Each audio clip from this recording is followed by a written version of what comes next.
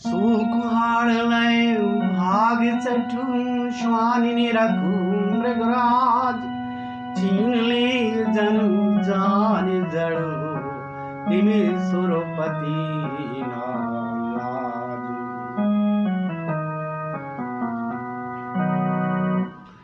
जैसे मूर्ख कुत्ता सिंह को देखकर सूखी हड्डी लेकर भागे और वह मूर्ख ये समझे कि कहीं उस हड्डी को सिंह छीन न ले, वैसे ही इंद्र को नारद जी मेरा राज छीन लेंगे ऐसा सोचते लाज नहीं आई।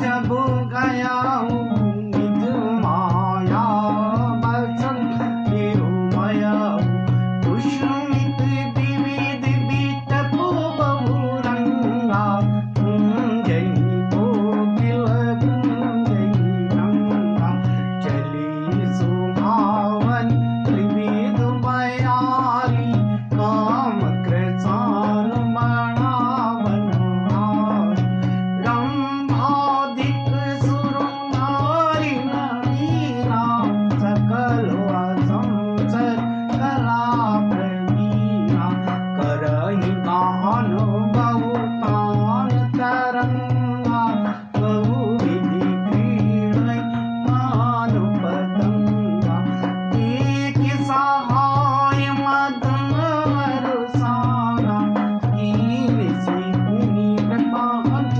विहारा।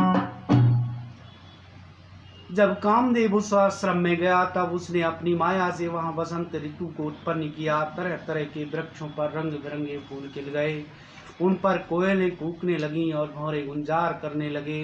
कामाग्नि को भड़काने वाली 3 प्रकार की शीतल मंद और सुगंध सुहावनी हवा चलने लगी। रंभा आदि नवयुक्ति देवांगनाएं जो सब की सब काम कला में निपुण थीं,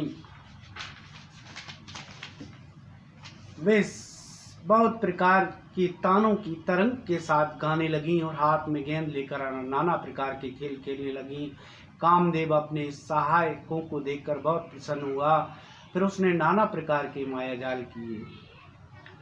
काम कला कछु मुनि ना व्यापी निज भय डरे मनो भव पापी सीम की चाप सकै को तातु बड़ रघुमार रामापति भातु।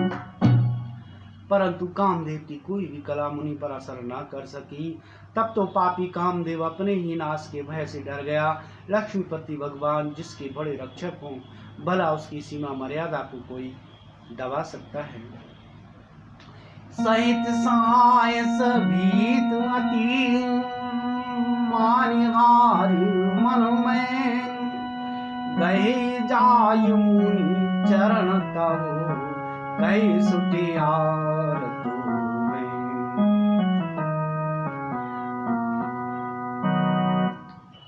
तब अपने सहायकों समेत कामदेव ने बहुत डरकर और अपने मन में हार मानकर बहुत सी आर्त दीन वचन कहते हुए मुनि के चरणों को पकड़ा।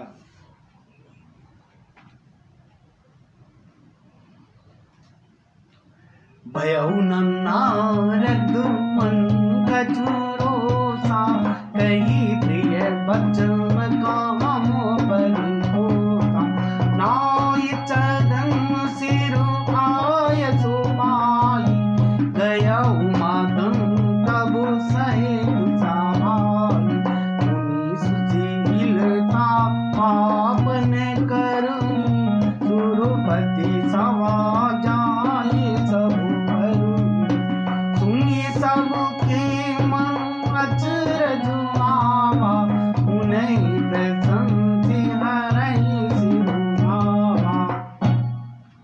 नारद जी के मन में कुछ भी क्रोध नहीं आया। उन्होंने प्रिय वचन कहकर कामदेव का समाधान किया। तब मुनि के चरणों को सिर नवाकर और उनकी आज्ञा का पाकर कामदेव अपने सहायकों सहित लौट गया और देवराज इंद्र की सभा में जाकर उसने मुनि की सुशीलता और अपनी करतूत सब कही, जिसे सुनकर देवराज इंद्र की सभा में जाकर उसने मुनि की सुशीलता और अपनी करतूत सब कही, जिसे सुनकर सबके मन में आश्चर्य हुआ और उन्होंने मुनि की बड़ाई करके श्री हरि को सिर नवाया। तब नारद गब में शिव पाई, जिता काम है मित मनोमाई। और चरित शंकर सुनाई, अति प्रिय जान महेश सिखाई।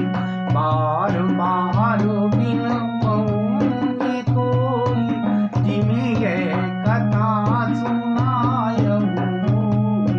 तिमि जनि हरहि सुनावहु कहूँ, चलेउ प्रसंग दुहराएहु कहूँ।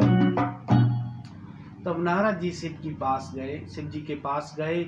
उनके मन में इस बात का अहंकार हो गया कि हमने कामदेव को जीत लिया। उन्होंने कामदेव के चरित्र शिव जी को सुनाए और महादेव जी ने नारद जी को अत्यंत प्रिय जानकर इस प्रकार शिक्षा दी, हे मुनि, मैं तुमसे बार बार विनती करता हूँ कि जिस तरह ये कथा तुमने मुझे सुनाई है, उस तरह भगवान श्री हरि को कभी मत सुनाना। चर्चा भी चले तब भी इसको छिपा जाना। समुदीन उपदेश ही तुम नारद सुहान, भरद्वाज को दुख सुनहु हरि इच्छा।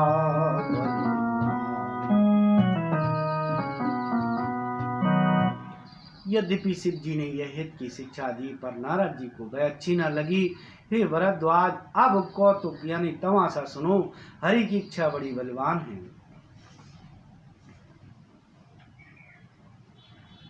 राम की इच्छा है सुही होई, करैगा अन्यथा अस नहीं होई। शंभु बचन नहीं पाए, तब विरंची के लोक से आए। एक मार कर तलवार वीरा, गावत हरि गुण गान प्रेमीरा।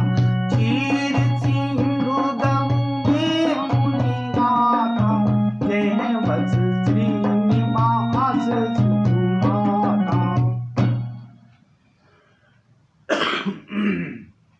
श्री रामचंद्र जी को जो करना चाहते हैं वही होता है, ऐसा कोई नहीं जो उसके विरुद्ध कर सके। श्री शिव जी के वचन नारद जी के मन को अच्छे नहीं लगे, तब वे वहां से ब्रह्मलोक को चल दिए।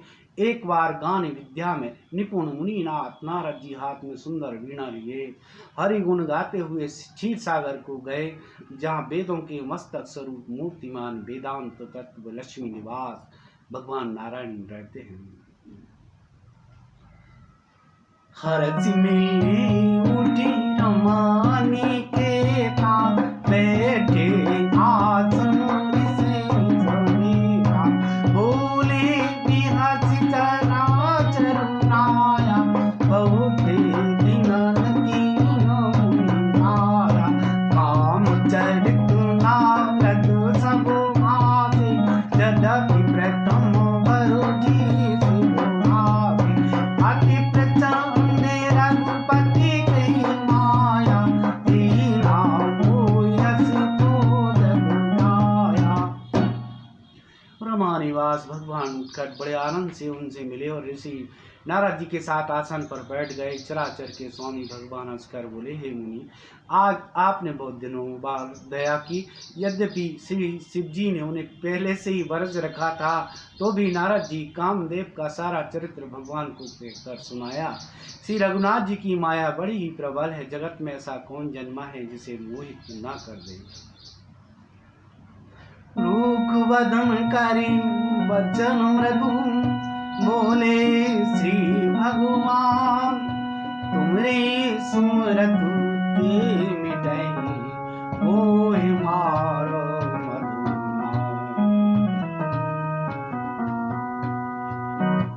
भगवान रूखा मुंह करके कोमल वचन बोले, हे मुनिराज, आपका सुमरन करने से दूसरों के मोह, काम, मद और अभिमान मिट जाते हैं, फिर आपके लिए तो कहना ही क्या है। सुनोनि मोहि मोहि मन तापि, ज्ञान वैराग हृदय नहीं आवे। ब्रह्मचर्य व्रत रत मति हीरा,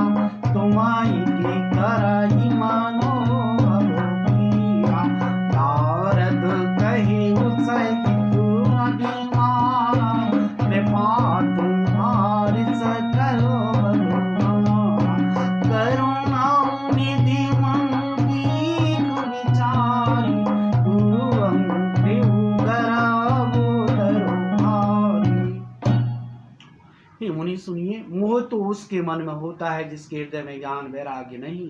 आप तो ब्रह्मचर्य व्रत में तत्पर और बड़े धीर बुद्धि हैं, भला कहीं आपको भी कामदेव सता सकता है। नारद जी ने अभिमान के साथ कहा, भगवान ये सब आपकी कृपा है, करुणा निधान। भगवान ने मन में विचार कर देखा कि इनके मन में गर्भ के भारी वृक्ष का अंकुर पैदा हो गया है। बेगी सुमय नारायण खारी तन हमारो सेवक हितकारी। मुनि करो हित मम क्रोध होई, अवश्य उपाय करहु मैं सोई। तब नारद हरि पद सिर नारी, चले हृदय में अधुकारी। श्रीपति निज माया तब प्रेमी, सुनाऊ कठिन करुणी तेरी। मैं उसे तुरंत ही उखाड़ फेंकूंगा, क्योंकि सेवकों का हित करना हमारा प्रण है। मैं अवश्य ही वह उपाय करूंगा जिससे मुनि का कल्याण और मेरा खेल हो। तब नारद जी भगवान के चरणों में सिर नवाकर चले। उनके हृदय में अभिमान और भी बढ़ गया। तब लक्ष्मीपति भगवान ने अपनी माया को प्रेरित किया। अब उसकी कठिन करनी सुनो। बिचिरेऊ मगमहु नगर तेहीन सत्योजन विस्तार। श्रीनिवास पुरु ते अधिको, रचना विवेदो प्रकार।